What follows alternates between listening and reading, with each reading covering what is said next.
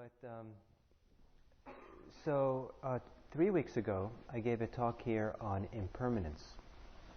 And I talked about impermanence, which is from the point of view of what's called the three characteristics. And these are very central teachings of Buddhism. And more important than teachings, they are central insights that give insight meditation its name. So we say, we call ourselves Insight Meditation Center. And people are often asking, well, what's the insights? I don't have any insights yet. What are the insights about? And some people say, aha, I got an insight. The reason why I always say X is because my parents said Y to me when I was a kid. And now that, biographical insights, psychological insights, we're kind of psychotherapeutic culture. So people often think that's what insight is. The insight of insight meditation has to do with seeing clearly. So it's not understanding per se, it's not intellectual understanding, but rather it's some capacity of using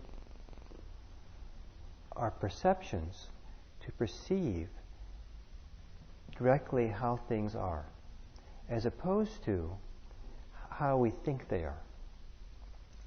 And so the three primary characteristics of our moment-to-moment experience that we can see, if we can see clearly, is that in some way or other it's impermanent. In some way or other it is suffering. It might not be a good word here. The word in Pali is dukkha, but for now we'll call it suffering. And in some way or other our experience is not self. So how does that work? It's counterintuitive to some degree. The Buddha called the way most people think topsy-turvy. And it's topsy-turvy because people take what is impermanent to be permanent. They take what is suffering as being a form of happiness, and they take what is not self as self. So they have it all mixed up. We have it all mixed up. And so part of what the insight meditation practice is trying to do is to take our understanding and put it right side up again, so we can see more clearly how things actually are. For some people, that's topsy-turvy. I don't know, this just occurs to me. I've been told, I've read even many times, that I'm seeing you all upside down. I don't know about it, somehow I think you're right side up, right? Somehow my brain understands it that way, but the way that the light kind of crosses inside the eyes and goes against the back of the retina, you're all upside down, thank you. Topsy-turvy. So part of the function then of mindfulness is to help right the perception so we can see how things are. But not for the purposes of only seeing how things are, but more importantly, for the purpose of beginning to loosen up the way the mind, the heart, is constricted or contracted or tight or holding on, clenched, or resisting, aversive, defensive. The mind, sometimes we call it the heart, will often find itself in a mood or an attitude, it's very deeply seated, of somehow or other being attached or pushing away. And in fact, most people's minds, most of the time, are characterized subtly or grossly by those movements of pushing or holding. What does it take to get the mind to stop pushing or holding, so the mind can be free, open, relaxed, at peace? It turns out that it might be relatively easy for some people to go on vacation or have a day off from work and feel a certain level of calm and relaxation and peace. But if you went on vacation for 365 days, pretty soon your decompression, your relaxation from your busy life would settle out, and you would discover that the peace that you experienced the first day of your vacation was not as peaceful as the mind can get. In fact, you might see that actually you don't have access to further peace. At some point you realize, there's a degree of anxiety, there's a degree of fear, there's a degree of drivenness in the mind, that even there, when I'm actually been on vacation for 300 days, just kind of relax and don't have to do a lot. So it can be very deep, the way the mind is conditioned itself to be attached, to be cling, to be tight, contracted. So you need very powerful medicine to get down into what's called the roots of the mind, to help the mind loosen up, lighten up, get free. So the insight into three characteristics is offered as medicine for that purpose. Is if you can see into the nature of reality, see into the nature of our experience very clearly, that's one very powerful way to begin loosening up the grip of the mind.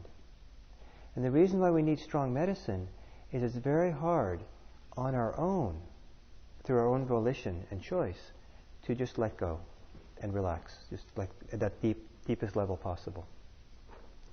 And so we need something besides our own efforts.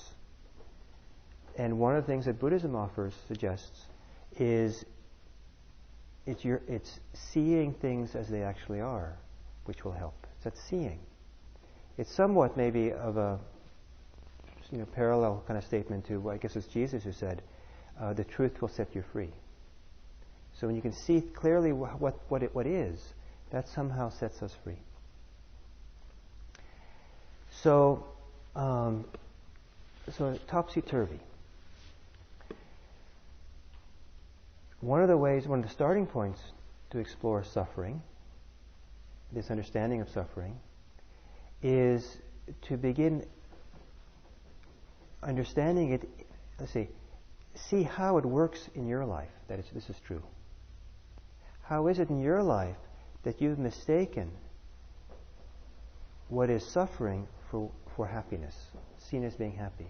Or another way that the Buddhist tradition translates the word dukkha, sees what is unsatisfactory as satisfactory, sees as unreliable what is reliable.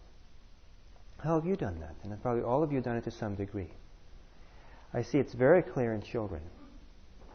My 7-year-old, he can be absolutely convinced about what's going to make him happy.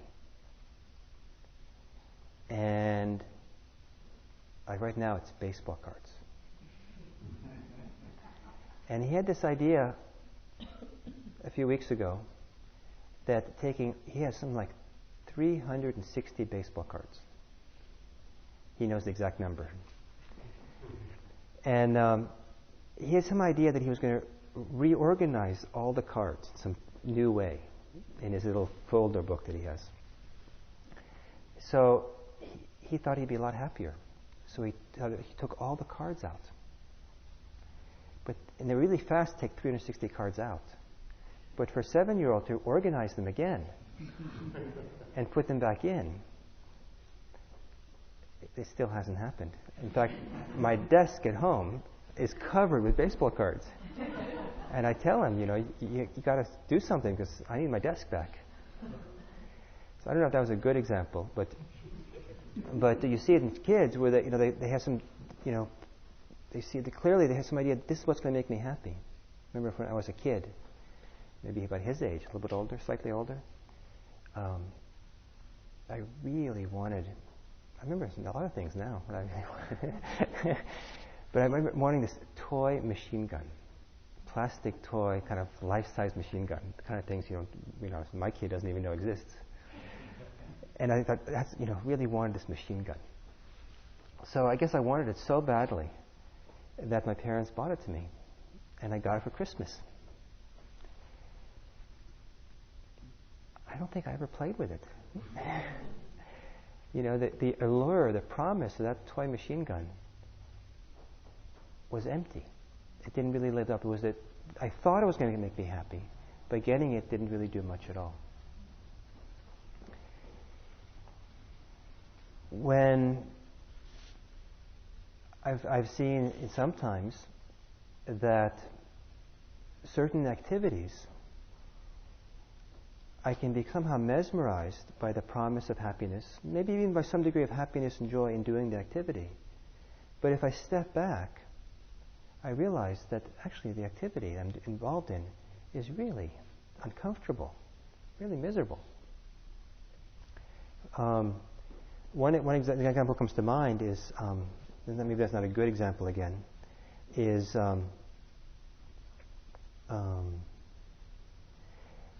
if I really want something, engage in some activity, trying to get something, accomplish something, get something done, and I'm driven to get it done, and I'm not paying attention, then I'm driven going along, and then something prompts me to pay attention to what's going on, and I realize, wait a minute, I am really uncomfortable. My body's tense, my shoulders are tense, my stomach is tight, my mind is kind of contracted and getting a headache because I'm so involved in trying to do. And so the promise of getting something that I want and being engaged in trying to get it sometimes can mask the discomfort of the engagement. Does that make sense what I say? So that's another way in which the kind of thinking, understanding is upside down. If we step back and pay attention to what's going on while we're doing it, sometimes we'll do the cost-benefit analysis. And we'll say, this is not worth it. What I'm trying to accomplish here is simply not worth it. And I think there's a lot of people I've talked to in tech world in Silicon Valley who at some point have decided this is not worth it anymore. They can do the cost-benefit analysis and somehow, maybe it depends a little bit how much money's in their bank, but they do the analysis and they say, this is not worth it anymore. And they're ready to do something else. And so topsy-turvy. So one way of understanding topsy-turvy is we take what is unhappy, what is suffering, for being happy. The word is dukkha. And the dukkha is a multivalent word. It has a lot of meanings in the original language. So it's usually translated into English as suffering. In the Four Noble Truths, also another key teachings of Buddhism, it's fair to call it maybe translated as suffering. But as one of the three characteristics, the characteristic of dukkha, some people prefer to translate it as unsatisfactory or unreliable. That things are ultimately unsatisfactory or unreliable to provide lasting happiness or to provide lasting identity. This is who I am. And so it's this movement of the mind to create ultimacy. This is going to do it once and for all. If I can just get this relationship, if I just go on this retreat, it'll do it. If I can go, this is going to do it for me. This is going to do it for me. And what part of the insights of it is that actually nothing will do it for you. There's no thing out there which is reliable, can provide ultimate reliability, ultimate satisfaction. So when we start realizing out there, no thing will do it, then what some people do is they look in here. Or certainly if out there's nothing, then let's look in here.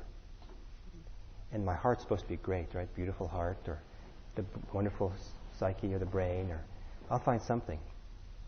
The Buddha nature. The Buddhists talk about Buddha nature. I'll just sit quietly and find the Buddha nature. That's reliable, isn't it? And when you do insight meditation and develop a very keen ability to see what's happening in the present moment, you also find, even though there's a lot of beauty in here, that nothing inside also, no thing inside also can provide lasting happiness, can provide reliable place to rest, can provide a ultimate satisfaction. No thing in here. So what's left? And what's left is for the mind, the awareness, to becoming slowly dissuaded from searching, from grasping for things outside or grasping for things inside. And as the mind stops grasping, that's a nice image. You see what you see here? It stops grasping, right? The outside and inside. Then it's like a butterfly and it flies away.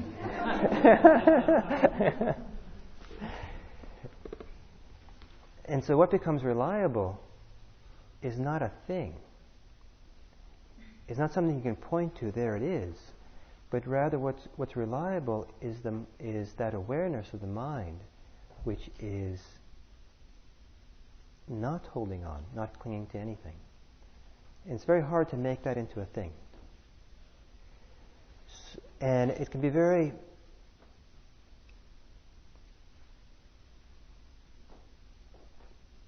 hard for most people to believe that something which is not a thing has any value. Because it's things that have value. The house, the job, the relationship, the bank account, whatever. My safety, or my good looks, my good smarts, my good kindness, my wonderfulness and something inside. To be convinced none of that is worth holding on to, because there's something of greater value. And what's of greater value is in a certain kind of way invisible. It has no monetary value. You can't see it.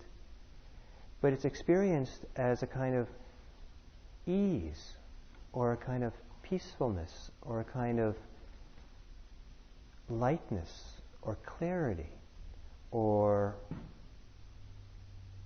sense of openness, or spaciousness, or a certain kind of joy or happiness. The happiness of a mind which doesn't cling or hold. The happiness of a mind that doesn't need anything. The happiness of a heart or mind or heart which is at rest in itself without that place, without it being a place. The mind is not a place, so you can't rest in it.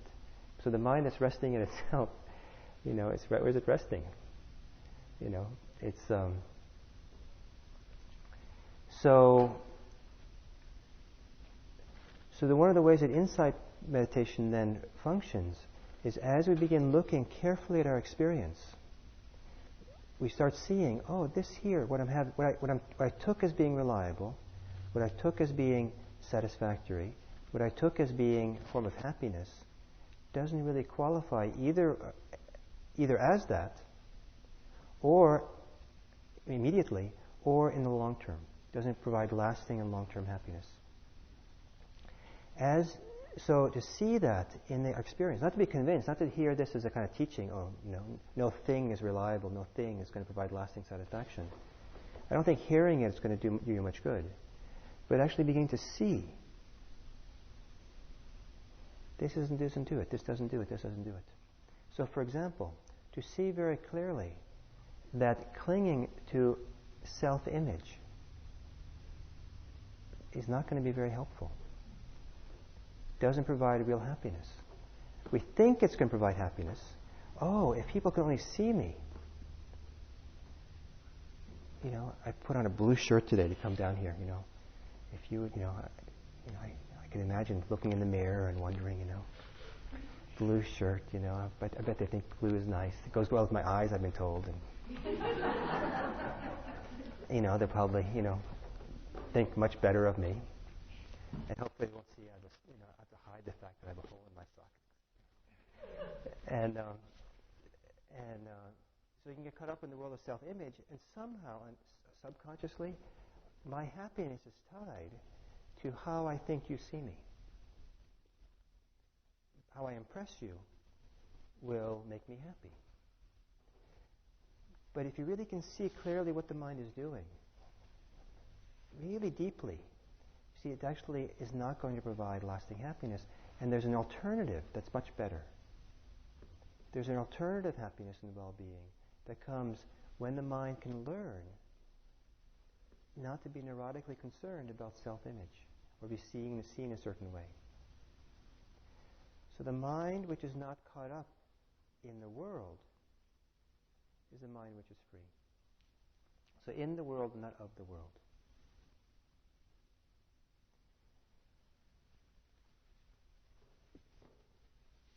So the ignorance is a really important part of Buddhist practice. Buddhist teaching is that the teaching that people are ignorant. The primary thing that people are ignorant about is they're ignorant about the three characteristics.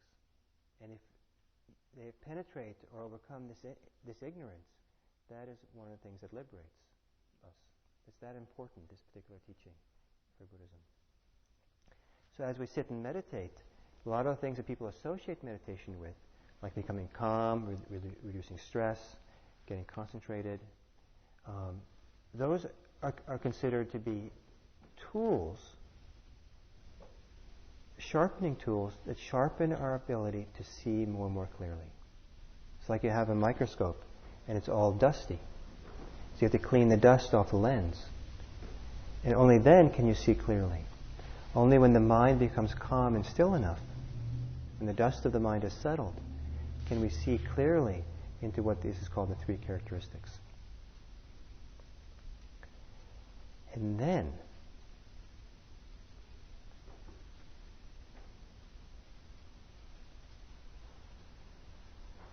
you might realize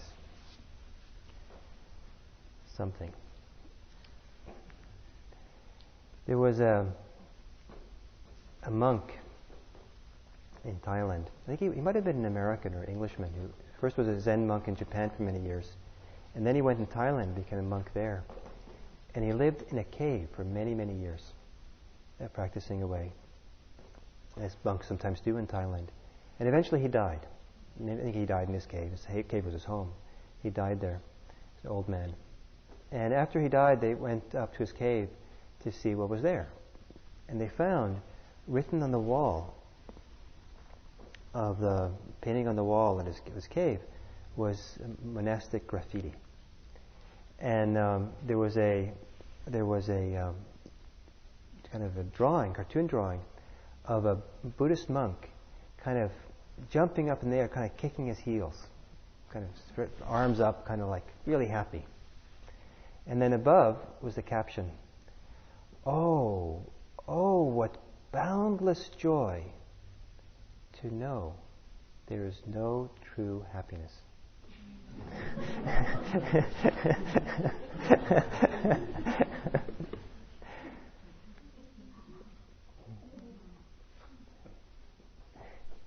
So why don't you think about that?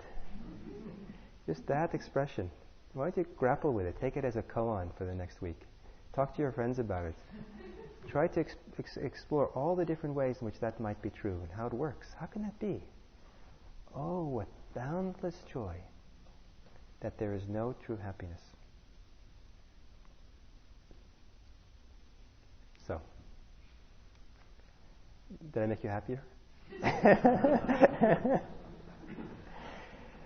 Well. We have some time if you have any questions or comments you'd like to make. Testimonials about suffering. Yes. Oh yeah, please. Right behind you there.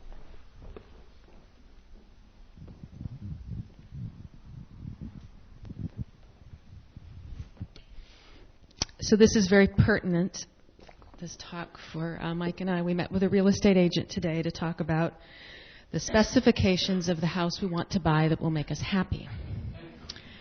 And I'm struggling with how to approach this crazy process, and without getting really, I fall in love with this house, and this has got to be the one, and all this stuff. And I was thinking of a story you told when we were in Palo Alto. You were hunting for a car. And you said that every time you'd get, that's the car I want. No, it's the right color. No, people will like me and all this. Then you'd stop looking for the car until you weren't grasping for it. And that's a little hard to do with real estate, And I'm trying to figure out how to approach this with something that has to happen so fast, and we've got to be making these decisions, and if we don't think about what's going to make us happy, we'll end up in something that will be wrong, for us. And how do we hold this? That's a great topic. So I think that you should spend a couple of years thinking about what makes you happy. And spend $400,000 more, yes. Really consider what it's all about. But I think it's very, very valid to think about what brings you a sense of well-being, what makes you happy. Underlying all this, hopefully, is what is really important for you, what's most important for you. And there can be things about a house that can make you happy. It could have a beautiful view, for example, or it could have a beautiful, something or other, right? And or a really big house would make you feel really spacious and relaxed all the time, or one that had big veranda with opening doors and you could have cool breeze coming in. It would make you certainly sit there and have your Calistoga in the evening. That certainly is there's a lot of things that can bring pleasure, and pleasure can bring a certain kind of sense of well-being. One of the questions, though, is is that really of enough value for you that you want to spend the time and the money for that, or are there other things that your time is better spent at? So, for example, it comes by my father. When I was growing up, various times he owned a house with my parents. But after my parents separated, my father moved into a small apartment, and he's been living there now for 30 years. And he's very happy not to have to worry about the yard and repairs and all the things that kept him busy, because he has a lot of other things he'd rather do with his time. And he has certain passions for a lot of other things. So he's decided to reduce his attention to house and home so he can follow the other things he's interested in. And so what's the trade-off? What's most important for you? Maybe it's a more important question than what makes you happy. And if you're trying to ask what makes me happy in the house, there might be some things that make you happy. Maybe it's not worth it.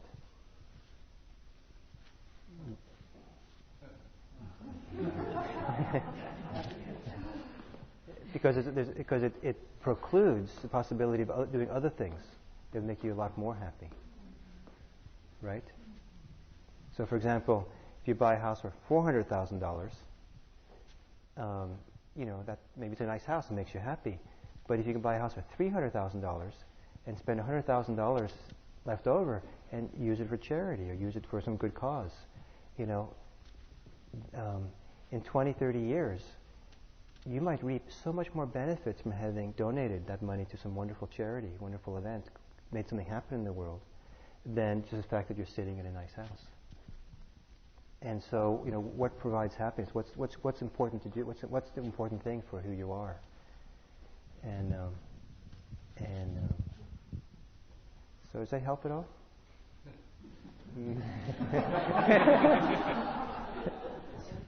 With real estate around here, it's like, you'd have to buy a trailer for $400,000 is the problem. I saw advertised in the trailer park in Redwood City, $64,000. A trailer? Yeah, 2-bedroom. You want a trailer, Mike? Imagine what you can do. Imagine what you can do with the rest of the money.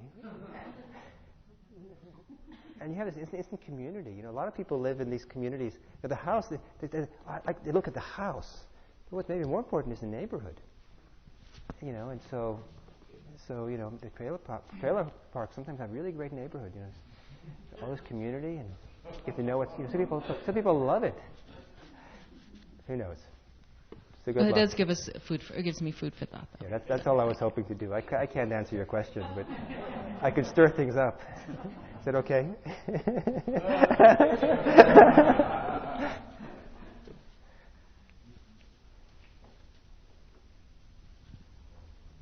Yes, please.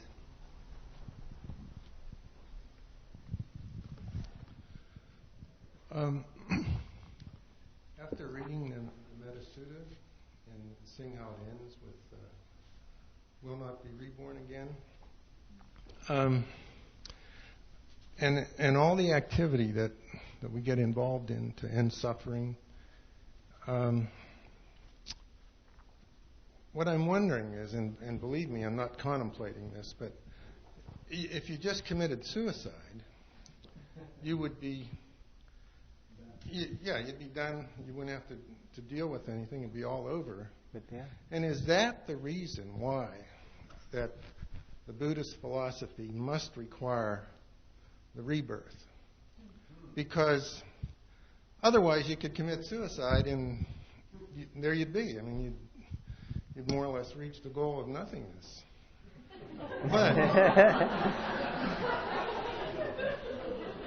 But if there must be a rebirth in order to achieve it, then the suicide wouldn't work. I mean, is that the whole idea?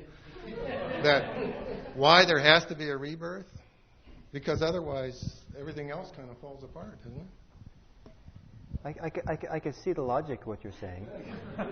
I think in the ancient India, when the teachings of rebirth arose, the horse was in front of the cart. I think they believed in rebirth first. And then they came up with the idea that it would be nice to be free from the endless cycles. They didn't kind of, your logic kind of puts the horse in front of the cart. But if you don't believe in rebirth, then the important question then would be, if you don't believe in it, then why stay around? If you're having a hard time, things are difficult. And that becomes very acute, that question, for some people, when there's people are really sick, and the question of euthanasia comes up, or assisted suicide or something. At what point does that become a valid option, where's the line that we draw when we decide? I believe that there are other motivations to avoid suicide besides the idea of rebirth. One of them is, but those maybe other people have better arguments, better understandings than mine. But my understanding is this: that if we have cultivated enough sensitivity, we'll realize two things. One, will realize the tremendous impact our suicide can have on others.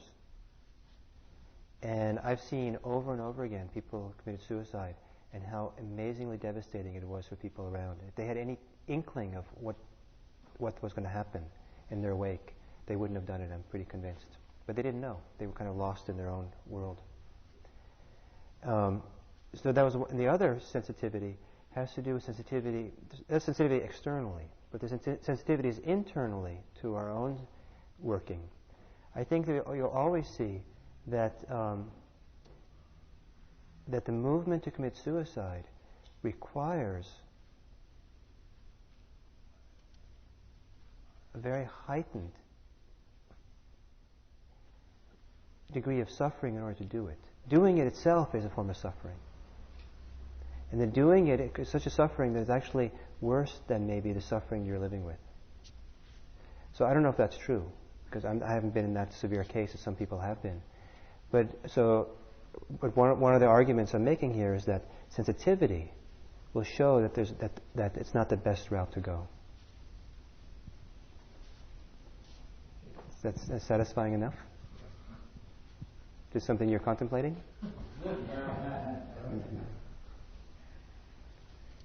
Yes.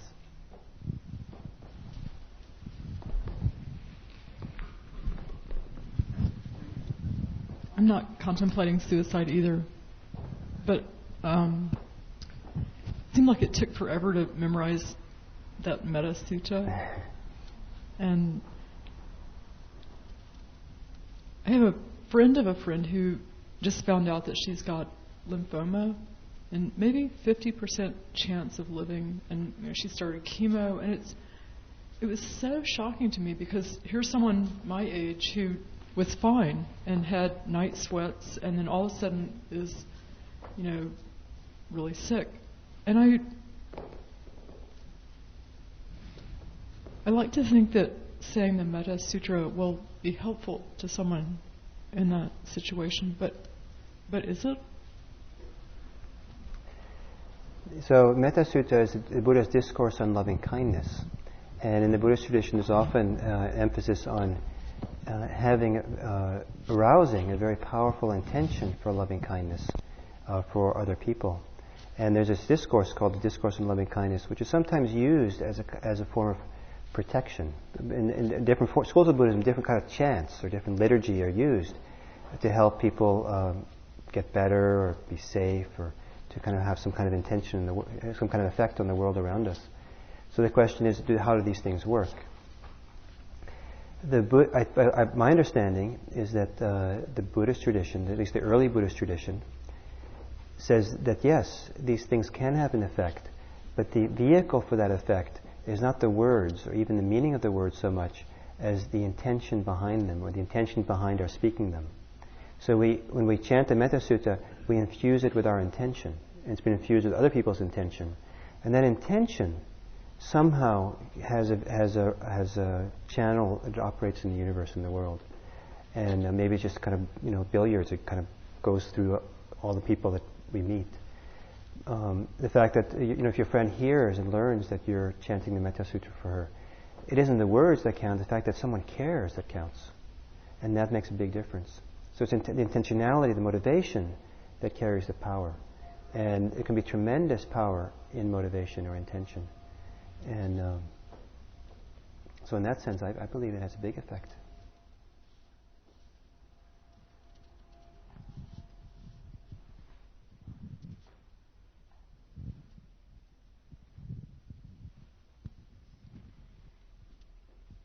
When my first husband was told he had 3 weeks to live, and he was going to a conference as a keynote speaker the next day, he decided that he wouldn't take chemo, he wouldn't do anything. He would just prepare for his death. And it was my son who said, you're a fighter, you've always been a fighter. And getting back to, what you were saying, my husband decided to fight for his life more out of love for his son. But it became, in the year that he lived, beyond that 3-week death sentence, a kind of coming to terms with himself and love of himself. So I see that Metta Sutta work in wondrous ways.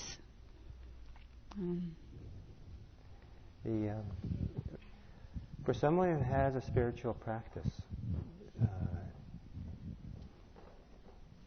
the time of dying or the time of crisis can be seen as a great opportunity. And if someone has some intuitive sense of the degree of freedom or peace that's possible, some people will decide to hang in there in order to find that resolution or find that work through what needs to be worked through. And if you shortchange that process, then sometimes you shortchange the possibility of resolution or freedom that can happen. But what happens when the chemotherapy is so bad, the results of it are so terrible, that you don't have the ability to actually engage in the practice anymore? And that's where it becomes an article of faith. Some Buddhists will say, you never know what's possible, you never know what's going to happen. You should try to stay conscious as long as you can, because there's always an opportunity for freedom. So I think some people, some Buddhist practitioners, are very inspired by what's possible. And so no matter how great the challenge they have in their life, their inspiration for what's possible carries them or keeps them alive to do the work that can be done. So it sounds like your husband did some of that work.